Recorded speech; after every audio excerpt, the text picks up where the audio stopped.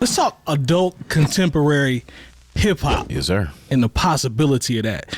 So Ninth Wonder was having a conversation. I believe this was on X. I'm not calling it X. I'm still used to saying Twitter or whatever. But because what do you call it when you write something on X? When you hit send? What do you call it? You're deleting it because that's what you exit Is it still a tweet or what would you call it? Is it an X? If you search it on your phone, it still comes up from Twitter. Man, it's so stupid to call this X, by the way. Well, you know why he did that. I'm not subscribing to this. Well, let's get back to Ninth Wonder. What do you say? So, and this is all coming from Pete Rock, and this is reaction to Pete Rock and Common's Auditorium Volume 1, Ninth Wonder. Oh, okay. So dope album, by the way. I enjoyed it thoroughly. Very good. So he said, this Common and Pete Rock album begs the conversation I've been having with folks for at least 20 years now. Adult contemporary hip hop needs its own category. He says, word to Do It All from Lords of the Underground. We've been said this, homie. Exclamation point, whatever.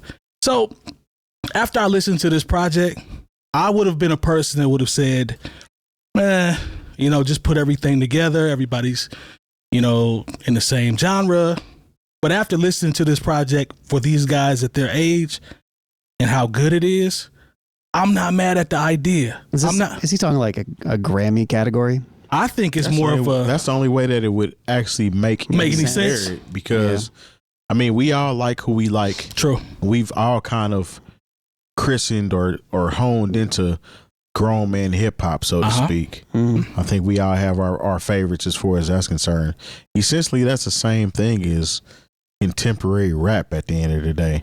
I don't think there's going to be a radio station that plays only that style of rap. Nah. It would be nice. It might not be called that, but it's just not going to happen. But the actual category, this is the album that would fit perfect based off what he's just calling his title. I think it makes perfect sense after listening to it. We just heard from Odyssey.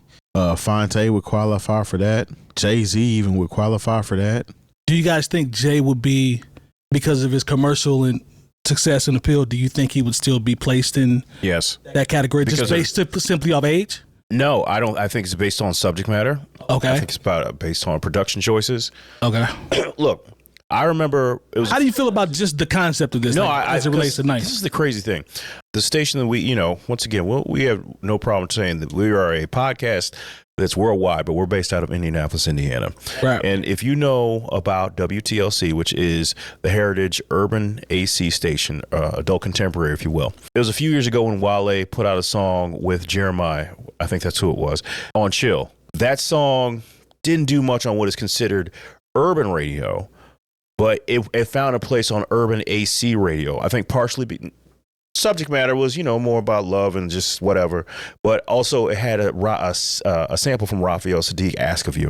Mm-hmm. And when I heard it, I was like, this doesn't fit on mainstream urban radio, but now it does fit on, here locally, WTLC, and they wound up playing it. Not because of me, but it's just something I thought when I heard the record. Right.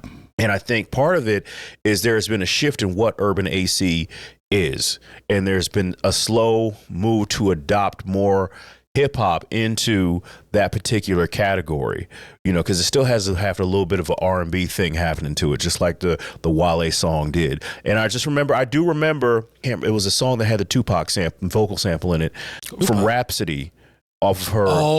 That did get, I don't think it was here locally, but it did get a little love on urban AC radio, and I just think that there is a place, you're not going to be able to play it next to, the Sexy Reds. You're not going to be able to play it next to whoever, that what is urban radio right now is something completely different. Okay. This wouldn't have a chance. I'm also using my programmer's brain from, the little bit of time that I did spend working in mainstream radio, thinking, okay, there are certain songs that I hear.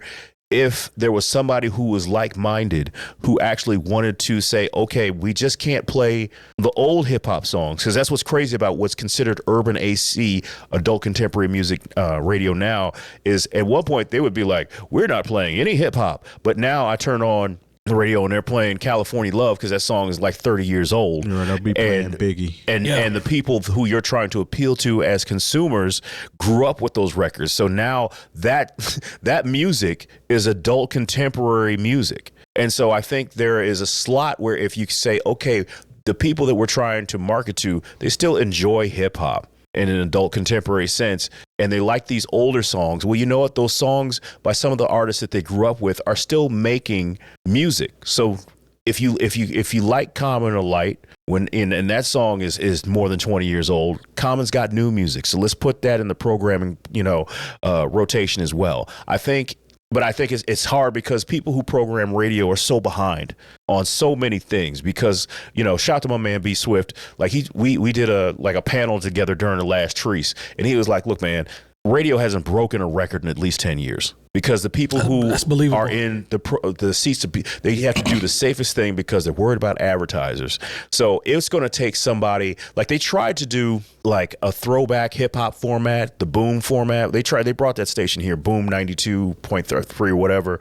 But I think it wasn't done in the way that they really could have done it. There was too many of them competing at the same time. That too, like they tried to run another old school station, and it didn't sound like they had any kind of programming clock. They were just throwing old songs in and thinking, okay, this will work. People have that nostalgia, but like there's a way it can be programmed that people need to really sit down and think about. We're like, okay, we're going to play this song from 1995, but at the end of our programming block before we go into commercial, just like I did when I was in Urban AC radio 25-30 years ago, okay, we're going to play a new song by Rakim. We're going to play the new song by LL Cool J.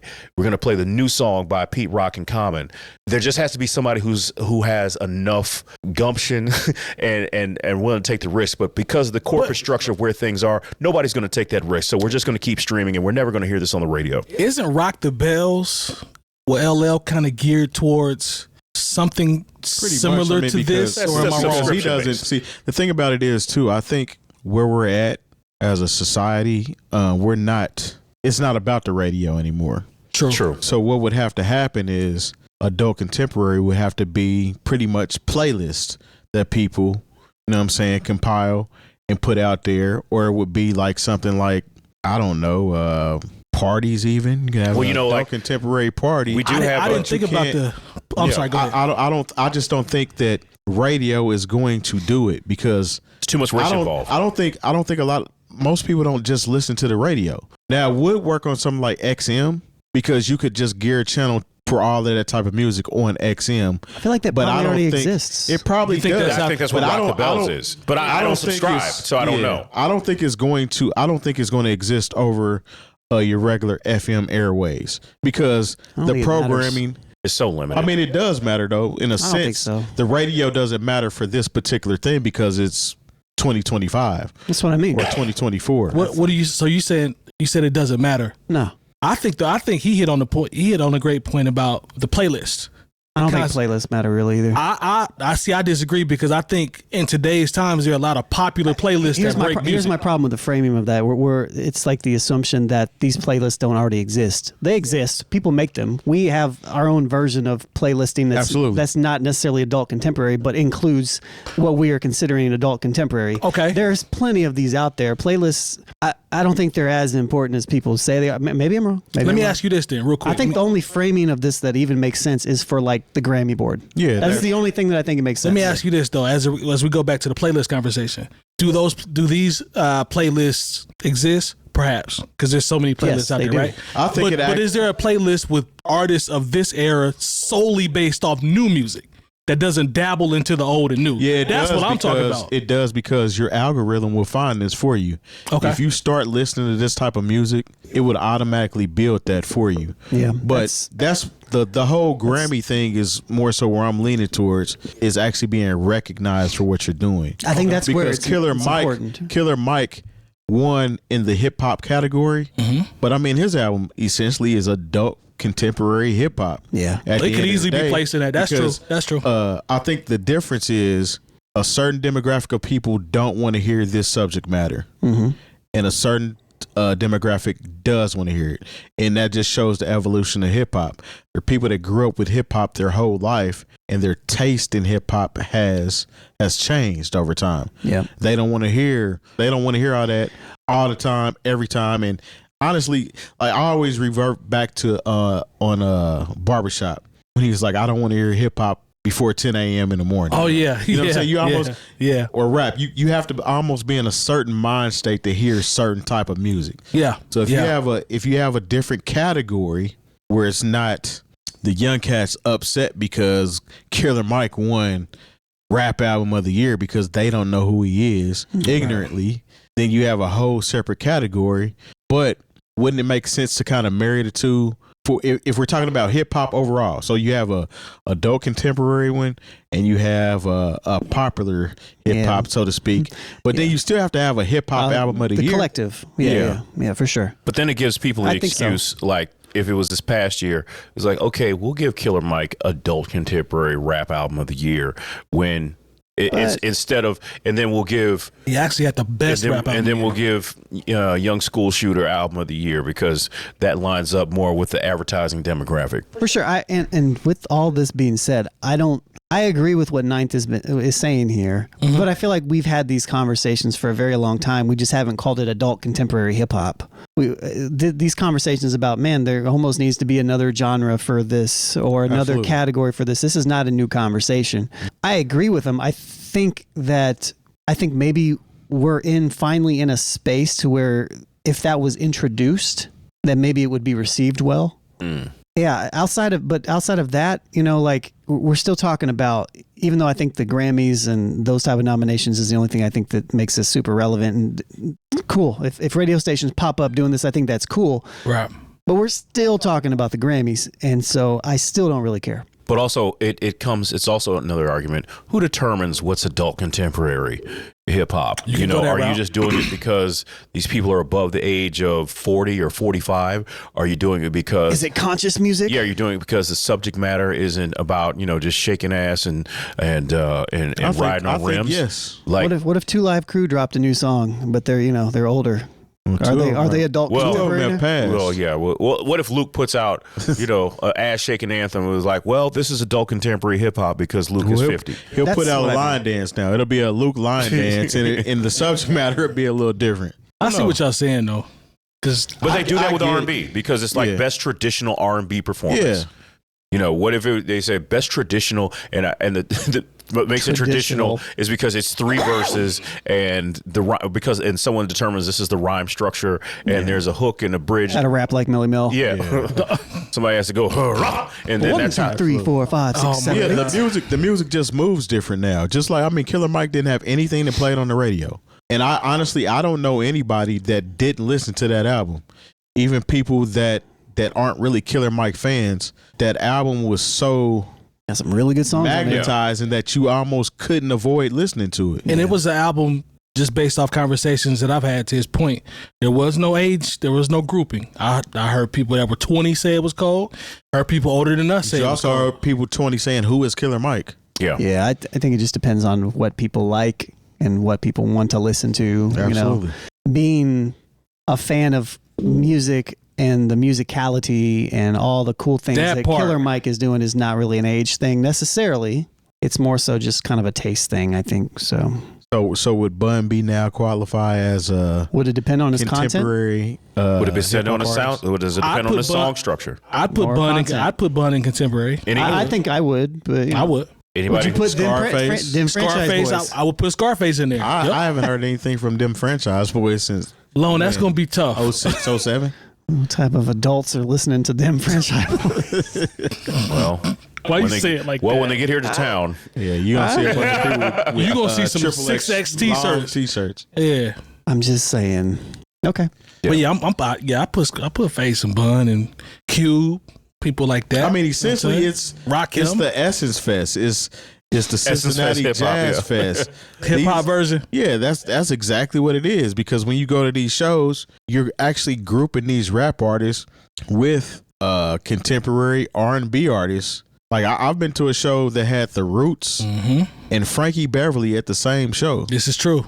So I mean, it's almost like for those that aren't hip, you're giving them something that you think they will rock to, and they might leave that concert a fan and start listening to this said artist. I mean, I don't know. It just kind of fits. It's almost like you can't really call it. There's just a sound that you know that you like, that you hone in on, And you have to realize that your ears have changed and you now are a contemporary hip hop listener. Just got to accept it. Got to accept it. Yeah. I'm not mad at the concept. This is a very good record if you haven't listened to it. I know that sparked the conversation from his standpoint. I actually haven't ran that mug yet. Yeah. I haven't either. I've heard two of the records, but I liked them. The Common and Pete Rock. Yeah, I think it's great. I like it. I mean, like I listened to it, gave it a run last night along with the Eminem. Would Eminem be adult contemporary hip hop? Actually, so on my way here, listening to the Eminem record, Yep. he actually would qualify for it. Oh, yes, You know why? Because he's harkening back to so many things he's already done. Exactly. There's stuff that he's talking about that nobody young is going to understand. Like, who is Christopher Reeves? These people, they don't know who Christopher Reeves is. Yeah. Something about a horse is all I know. Yeah. What's wrong with you, man? Shout out to Knight for bringing up the conversation. Like you said, Loans, just worded differently. That has a proper title. I get it. And then honestly, there are artists who came out and were young and already were automatically bestowed on adult contemporary hip hop just from their pure subject matter.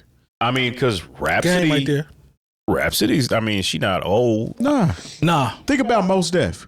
Yeah. With Mos Def, But then it was just called underground hip hop. just called underground hip hop. But if you reclassify that, Mos Def's subject matter at that time could be considered adult contemporary hip hop. I think that's the interesting thing about the conversation is like, I think it just depends on how it is defined, because I feel like young artists could technically be in this category as well. That's what I'm saying. You know what I mean? So I would just want to me, it's like not even adult contemporary. It's just like music and that you're making that we can tell that you care when you're making music. There you go.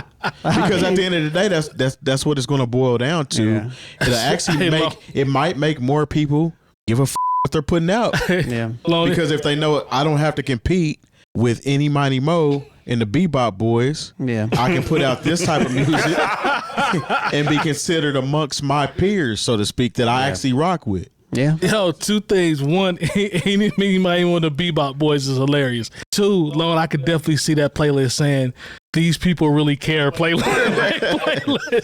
Maybe that would actually, if I steal my idea, maybe I'll, no, we've already got the Turn Off Your Radio. That's not going anywhere. So These people really care, volume 1. You know what I'm saying? Like, yeah. if you, hey, we want that check too, because that's a Bringing Out a Band exclusive. All right, man. That's fun. I'm waiting for the B-Boy band. Bebop Boys to come to town. I'm going to go down there. Get off that. Get on Patreon.